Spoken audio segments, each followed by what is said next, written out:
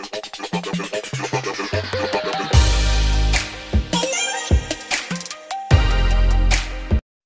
your girl, Angel Sky, coming at you with Motivational Mondays. So every single Monday, I'm going to come at you with a different topic to help motivate you to be a better person, to be a happier person in 2019, and make sure you're reaching your goals. So today, I thought of a topic on five tips on how to switch jobs. Or maybe you're not switching jobs, maybe you're just looking for a job, right?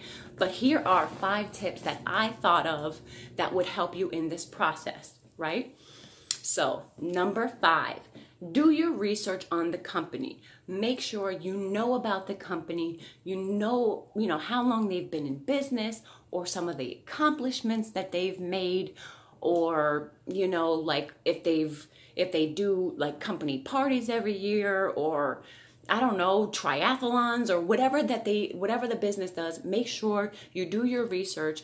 You look up reviews on clients or customers to see what they're saying about the company, so you can get a better idea of if they're a good company, if they're a solid company, if they've been around for a while, how well they treat their employees. Like, these are all factors that you need to think about when you're looking for an employer, right?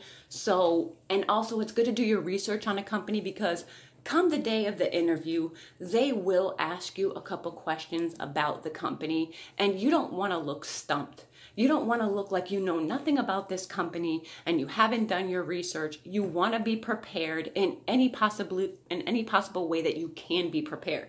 So make sure you do your research on the company, find out about them, find out how long they've been established or what they're about, or blah, blah, blah. All that. Look into the company. Make sure it's a good fit for you. So, number 4, be prepared for an income gap. I think this is so important, because I think that people sometimes forget about this little trinket, and it's very important. Like, you have to understand, you might go a while without a paycheck. How are you going to be able to get by? How are you going to be able to support you and your family, or whatever situation you have? How are you going to pay your bills? How are you going to pay your rent? How are you going to have enough gas? Like, you need to think about all the expenses that you have and how they're going to be covered in the time that it takes to get your next paycheck with the next company. So I think that's really important, to think of all of the bills that you have. Or if the company is a great company, but maybe it's further away, so you're going to spend more money on gas every week. Think about things like that, so you're prepared as far as income goes, because every little penny, every little tip helps. So write it out. Make sure you get on top of some bills, or make sure you save up a little bit each paycheck. Also, maybe make sure you have like a PTO day, so that the day that you leave to go to the interview, you can be getting paid for that instead of not. Whether you take a half day or a full day, it's still money that you're going to be getting. So save some PTO for the interview process maybe. So always think about how you're going to get through until the next paycheck. Number 3, update your resume and make sure it's tailored towards that position that you're looking for. So if you're thinking about being a senior accountant, make sure your resume is tailored toward that position. Make sure your bullet points are professional. Make sure the font works. Make sure it's no more than 1 to 2 pages. I would say 1 page for your cover letter, 1 page for your resume, and 1 page for your references, so that you're not giving them an overload of information about yourself. Try to squeeze it in as best you can. They say to go back 5 years, so don't be going back to, oh, when I was 15, I worked at Sonic. Okay, cool. What does that have to do with this? You know what I mean? Like, just put the past 5 years and the jobs and the titles and the things that you did at that job. And if you're feeling like, this isn't really looking professional, or I can't think of that word, or I don't like the way this sounds, you can always Google the position, and it will literally show you bullet points of what they do. So I think that's an also amazing tip. Go on Google, search senior accountant, senior admin, and it will literally give you a list of what they do. And it looks super professional. Then you copy and paste it over to your resume. You can also get templates. There's free templates everywhere for the job position that you're looking for. Make sure it, fits you. It fits what you're looking for. It can stand out without being too crazy, unless you're looking for like an art position. You don't want it to look too crazy. You do want it to look professional. So make sure that it's creative, but professional at the same time. So important. Update the resume. Make sure it's tailored to that position that you're after. Number 2, the second most important, prepare questions to ask about the position. So this got me a couple times. I'm not even gonna lie, because at the end they were like, okay, do you have any questions? And I'm like, I can't think of any, because you're on the spot and you're so nervous and you just don't know what to say. You don't know what they already talked about. Everyone's staring at you and you don't know what to say. Don't do that going into an interview. I'm telling you, prepare at least 10 questions to ask at the end of the interview when they ask you if you have any questions. My suggestion to you would be to get a notebook. Write down the questions that you have to ask, and then if they already answered those questions, you need to scratch it off, because that's the worst. If you ask a question and they already answered it, then it just looks like, okay, she wasn't listening. I answered that like 5 minutes ago. So make sure you already come prepared with your questions that you have for them, and make sure if they already answered that question, you scratch it out, because you don't want to look crazy thinking that you're not listening to them. And make sure you prepare yourself with those questions so you just look that much more prepared. So and also ask them, what benefits do you offer? Is it weekly? Is it bi-weekly? So that you can know, as far as income goes, what you're up against. And, obviously you want to know about the benefits, like what kind of benefits do they offer? And I think another good question is too, what is a typical day look like in this position? Because you want to make sure you get a gist of your workload, right? So you already know roughly what you're going to be getting paid. But what you need to know is, what does my workload doing? Like, what am I going to be doing on a day-to-day basis? Is it too much? Okay, I'm getting paid this much and that's great money, but what am I going to be doing every day? Is there going to be 12 people coming at me all the time with different things to do? Or is it more structured? Or does it vary from day to day? Like, what does a typical day look like in this position? So that you can get a gist of your workload, which also factors into the pay, because you don't want to feel like, oh my gosh, I'm doing all this work and I'm doing all this and I'm only getting this. You want to feel well compensated. So maybe if you understand the workload, maybe you'll ask for a little bit more. My thing is that I always aim high, and then if worse comes to worse, say, well, I'm willing to settle for the right position. If I feel like this is the right position, then I'm willing to settle. So that kind of gives you like some leeway. If they're not really loving the amount you're asking for, just tell them, for the right position, for the right company, I am willing to settle. So that kind of gives you a little, like comfort in that. The number one advice I can give you for an interview is, don't be nervous. Don't hype yourself up. In the car on the way there, don't be like, oh my gosh, I need this. And oh my gosh, if I don't get this job, I'm screwed. I'm not going to be able to pay my bills. I'm not going to be able to do this. Don't put that in the air. Don't put all that negativity in the air. Put positive out there. Be like, you know what? I'm going to go to this interview. I'm super prepared. I'm going to nail it. I have all my notes. I have all my questions. I know about the company. I know about the position. Be confident in yourself. Be confident in your skills. Show them confidence, because it's not just about being a good fit for the company. It's also about the company being a good fit for you. Because if this is not something that you want to do, then you don't want to put yourself in another position where you're looking for a job again. The whole process is a long process. It takes a long time, and you don't want to go through this again. So make sure that this is the end-all, be-all job that you are happy with. Obviously, there's always something that comes up, or maybe there's things that you have to do within the job that aren't the best. But as long as you're happy and you're passionate about what you do, and you're going to be happy working there 40 hours, 50 hours, taking work home, or whatever you need to do, make sure you're happy in your job. Like, your job is pretty much your life. You sleep, you work, and you got like a day and a half of time off. So just think about that. And think about how much it can consume your life. You don't want to come home and be so pissed off that you're kicking your dog when you get home. You know what I mean? Like, you're so angry. You're so frustrated. You feel unappreciated. Don't do that to yourself. Make sure your job is something you love to do, you're passionate about doing. Because if you're happy with your job, you're happy in your life. And if you're not happy with your job, change it. Do something about it. Stop saying it. Stop talking about it. Don't talk about wanting to open a business anymore. Do it. Write the steps that you need to get down to start this business off. What can I do this week, today, this month, these 5 months? What can I do to finally get to my goal? Life is too short for you to wonder, what if I did that? What if I took that step? What if I started this company? Where could I be now? Let me tell you, honestly, I've been thinking about doing YouTube for almost like 2.5 years.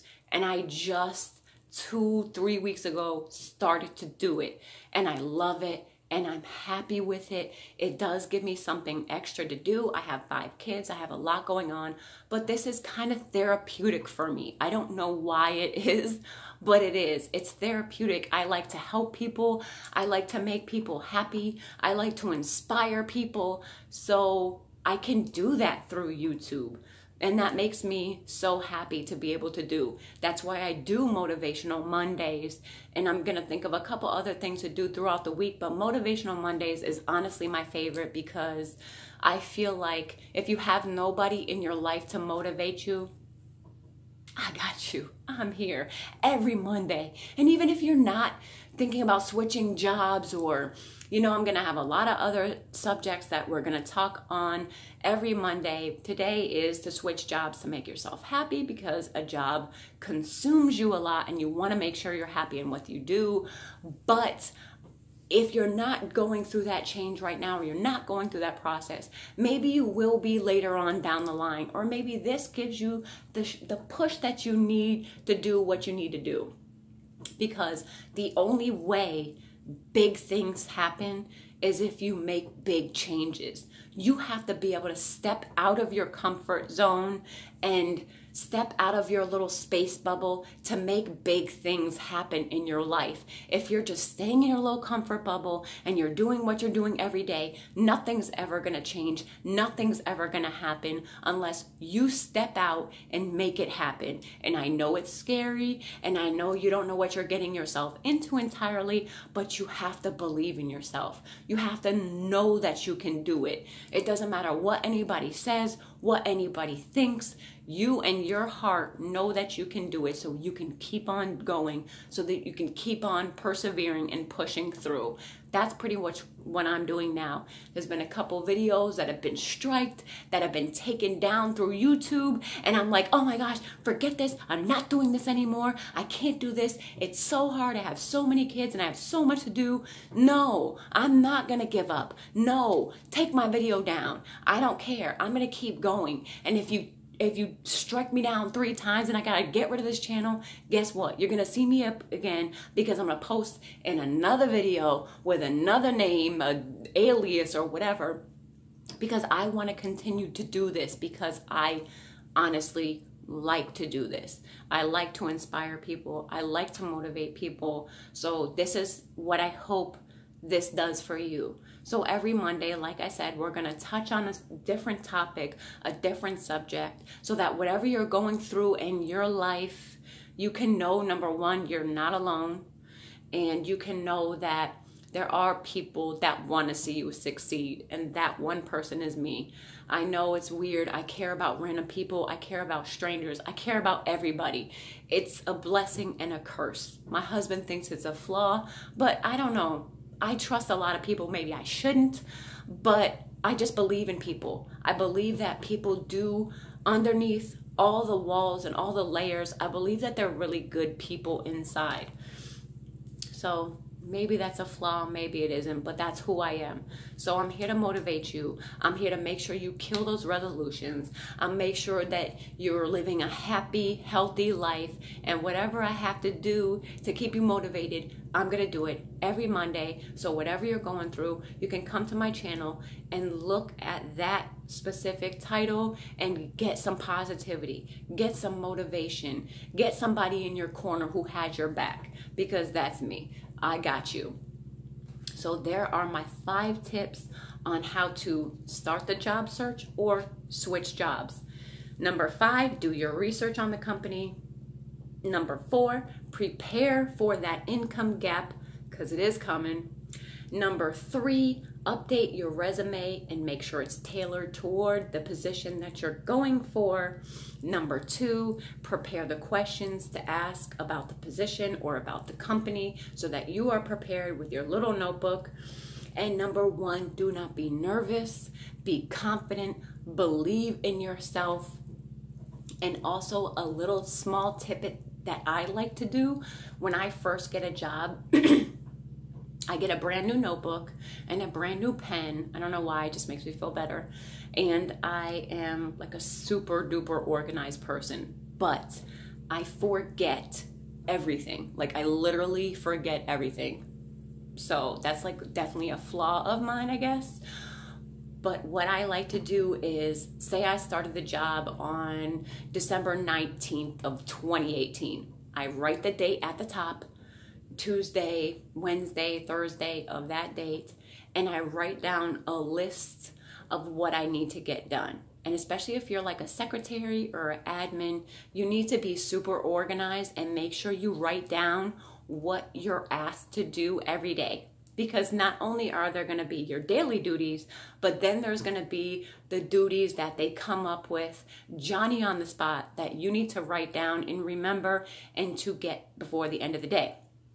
So if you go in there with the date, write down all your daily duties and then your side duties that you need to get done and check them off as you go. So they're not constantly reminding you, I told you I need this. I asked you to get me this. I told you I need this by 12. It is on your priority list from biggest priority to least priority so that you can make sure that you get things done in a timely manner and you don't forget to get anything done. I feel like that's the biggest thing, and it's really helped me because I'm such a scatterbrain, and the only way that I can probably get through a job remembering is to just write it down. So get a notebook, start a fresh notebook for that fresh new job and that fresh new position.